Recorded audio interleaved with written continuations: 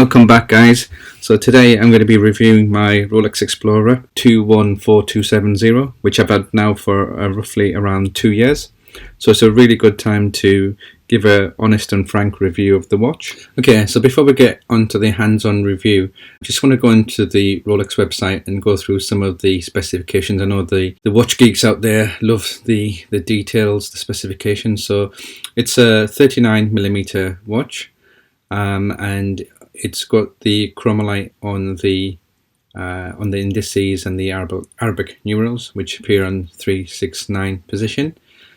It's made with the oyster steel,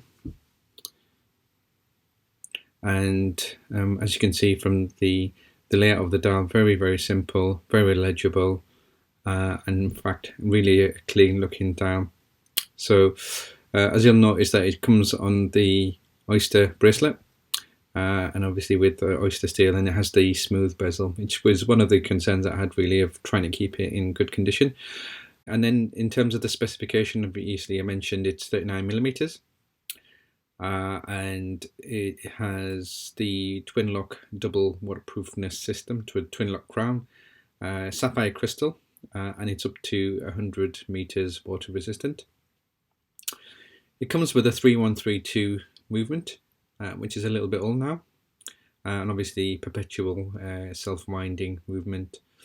It's got approximately 48-hour power reserve, so a little bit behind the other models now, which have gone up to 70 hours. And it's got the 5mm comfort extension link, so obviously it's not the glide lock like you do have with the Submariner.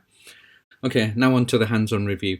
As you can see, the dial is ultra clear. It's really uncomplicated, very simplistic in its design, but still has a bit of a pop to it, I think, especially with the Arabic numerals. It just brings the watch to life a little bit, and the indices and the Arabic numerals are a little bit raised as well, so it adds a little bit more depth.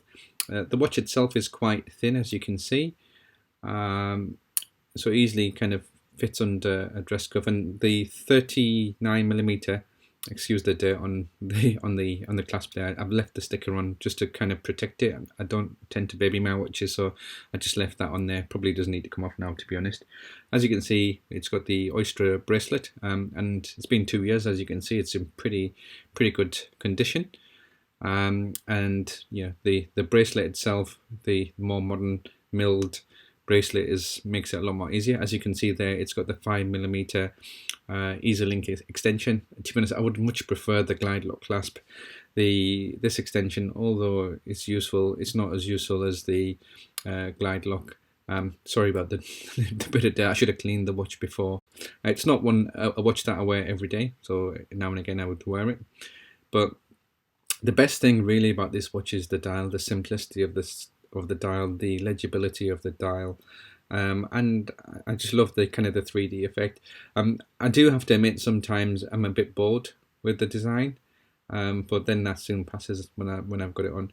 The other thing is, because of the cleanness of the dial, sometimes the watch actually appears a lot bigger.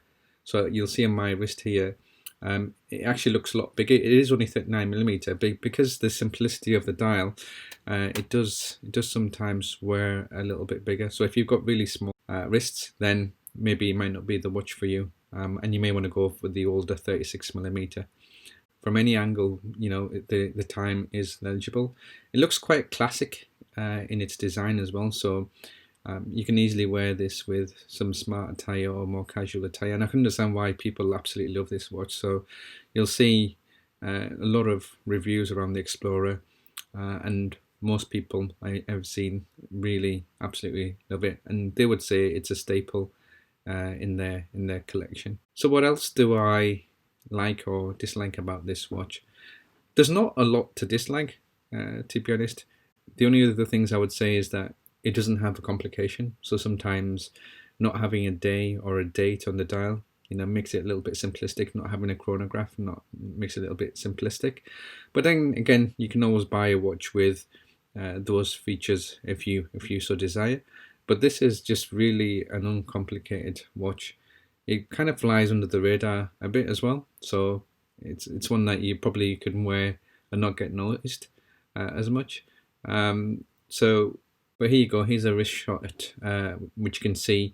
I've got a 6 3/4 wrist, but you can see the beautiful proportions on the watch. But here, this shot is kind of signifies why it looks quite large. I think it's because of the simplicity of the dial. So please put a comment in on the chat. So it looks a lot bigger than what it actually is there on my wrist, which kind of surprises me a little bit sometimes. But nevertheless, the key features are there. So one thing I mentioned earlier on was the smooth bezel. So I was really worried that it was going to get scratched up, but to be honest, it's been not too bad. Okay, so that's the end of the review.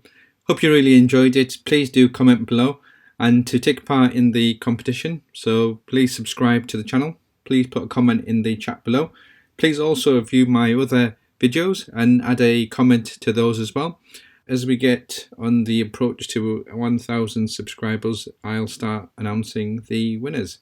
So best of luck on that, and I'll see you in the next one.